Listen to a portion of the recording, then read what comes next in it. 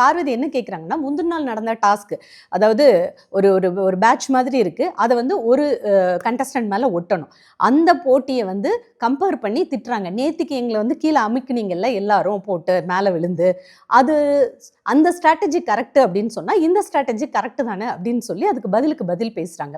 நேற்று நடந்த அந்த ஸ்ட்ராட்டஜியில் எல்லாரும் சேர்ந்து எல்லா கண்டஸ்டண்ட்டும் ஒரு கண்டஸ்டண்ட்டை கீழே போட்டு அமைக்க அந்த கண்டஸ்டன்ட், அதாவது யார் அதிகமாக மார்க் வாங்கியிருக்காங்களோ அவங்க மேலே அந்த பேட்சை ஒட்டுறாங்க.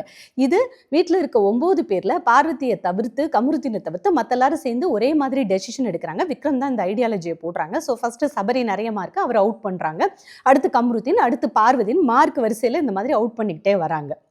இதில் வந்து எல்லாரும் சேர்ந்து அமுக்குனாலும் ஓகேவா அமுக்கிறது ஓகேவா அப்படின்னு சொல்லி கேட்டுக்கிறாங்க. இதில் திவ்யா வந்து என்னை வந்து அமுக்காதீங்க, லேசாக பிடிச்சாலே போதும், என்னை அமுக்கிட்டீங்கன்னா நானே வந்து சரண்டர் ஆகிக்கிறேன் அப்படின்னு சொல்கிறாங்க. ஸோ வீட்டில் இருக்க ஒட்டுமொத்த பேரும் ஒரே கருத்தோட பண்ண ஒரு ஐடியாவில் பண்ண ஒரு கேம் அது. பட் அந்த ஓப்பன் ஸ்பேஸில் எல்லாரும் சேர்ந்து இப்படி தான் அமுக்குறோம், இப்படி தான் அமுக்குவாங்கன்னு தெரிஞ்சு நடந்த கேமுக்கும் ஏற்கனவே சாண்ட்ரா பயங்கர எமோஷ்னல் தெரிஞ்சு ஒரு காருக்குள்ளே சண்டை போட்டு ஒரு வெஞ்சன்ஸில் பழி வாங்கிறதுக்கு மாதிரி ஒரு ஹியூமனிட்டி இல்லாமல் 2 பேரும் பிடிச்சி தள்ளி விடுறதுக்கும் 2 பேர் மட்டுமே அதை சண்டையில் கூச்சல் குழப்பத்தில் சேர்ந்து தள்ளி விடுறதும் எப்படி ஒன்றாக முடியும்?